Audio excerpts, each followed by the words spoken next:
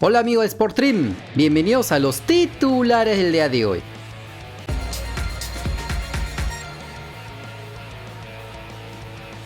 Y vamos a revisar la jornada de los peruanos en España.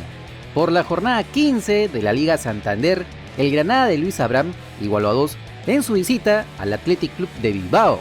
El defensa nacional estuvo en el banco de suplentes, pero ingresó a los 45 minutos del primer tiempo tras 3 partidos comiendo banca y probablemente tenga más continuidad ahora, ya que en este partido entró porque su compañero Germán Sánchez se lesionó. Y ya sabemos que Abraham es la cábala del equipo nazarí, ya que cada vez que jugó el Granada no perdió, aunque cuando entró el peruano ya ganaban por 2-1 con los tantos de Darwin Machís y Jorge Molina. Lamentablemente, a falta de 14 minutos, el autogol de Luis Maximiliano le dio el empate a los locales. Con este resultado, el equipo rojiblanco salió de la zona de descenso con 12 unidades y en su próximo partido visitarán al Club Deportivo Laguna de San Cristóbal de la Primera Interinsular, que es la sexta división de España, por la Copa del Rey el 30 de noviembre. Y para acabar, pasamos a la victoria del Celta de Vigo de Renato Tapia, que ganó por 2-1 en su visita al campo congelado del Deportivo Alavés.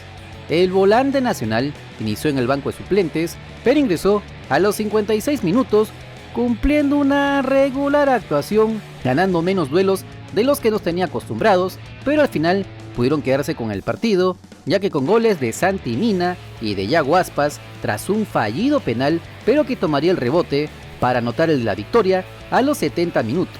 Con este buen resultado de visita, el equipo de Balaídos es 13º con 14 unidades y en su próximo partido visitarán al Club Deportivo Ebro de la segunda división de la Real Federación Española de Fútbol, que vendría a ser la cuarta de España, por la Copa del Rey el 30 de noviembre.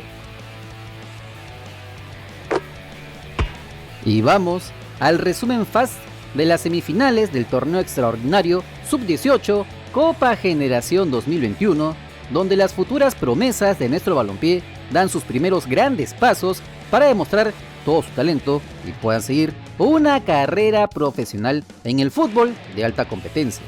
Empecemos con la victoria del Sporting Cristal por 2-1 sobre el Pirata Fútbol Club.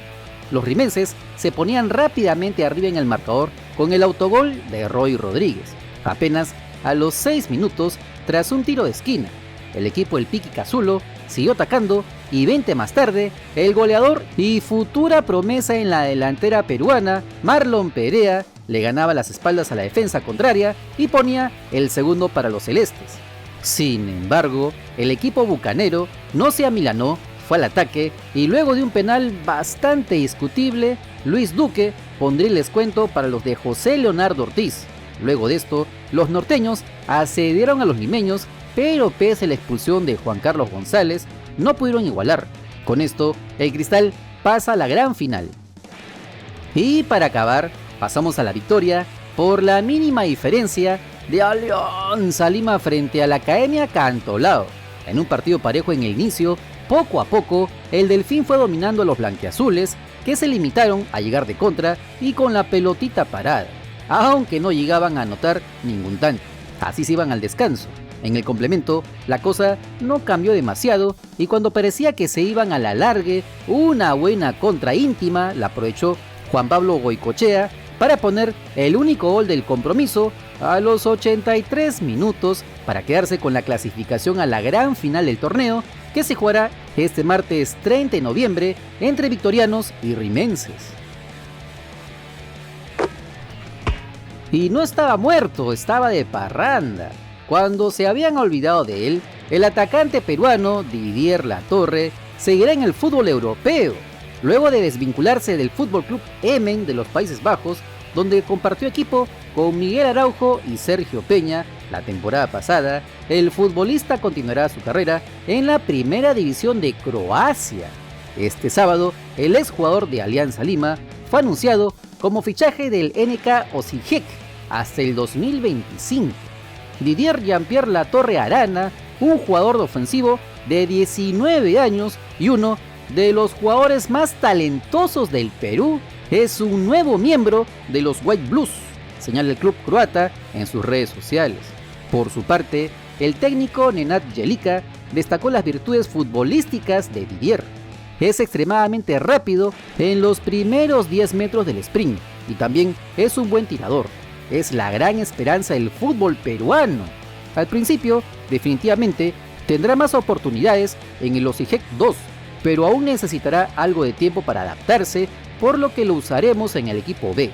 A pesar de que empezará en la reserva, lo bueno es que seguirá jugando en un equipo profesional, ya que no disputa un partido oficial desde el 2 de mayo de este año, y si contamos sus minutos en todo el 2020, apenas acumula 9 minutos. Sin duda, lo contratan como una apuesta a futuro, más que como un jugador para reforzar el equipo de primera, que dicho sea de paso, es puntero en su liga local por encima de clubes históricos en Croacia como el Dinamo Zagreb o el Hajduk Split. Si bien el Osijek no es de los más ganadores, es bueno saber que una de las tantas futuras promesas de la Sub-17 del 2019 sigue en Europa tratando de crecer. Por la jornada 14 de la Serie B de Italia, el Benevento Gianluca Lapadula aplastó como local al Reggina por 4-0.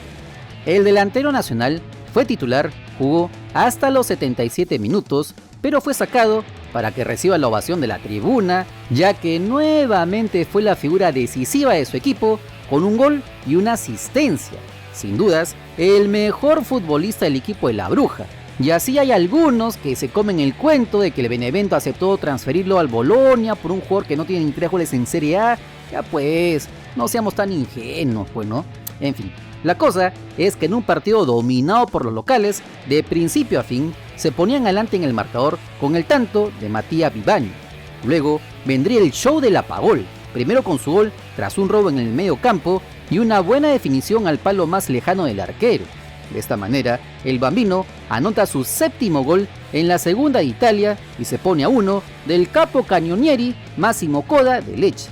Pero esto no acabó aquí, ya que a los 57 minutos asistiría de manera exquisita a Artur Ionita para que ponga el tercero en el marcador. Pero mire ese pase sin mirar, las clases con Cueviña están dando resultado. El chocolate peruano se apoderó del apagol y esta asistencia lo demuestra. Que dicho sea de paso, es su tercer pase de gol en la campaña. El cuarto gol de Andrés Tello solo selló la victoria y cortó una pésima racha de 3 partidos consecutivos con derrota. Con este gran resultado, el equipo Giallorossi sube al 5º lugar con 22 unidades y la próxima fecha visitarán al Vicenza el 30 de noviembre.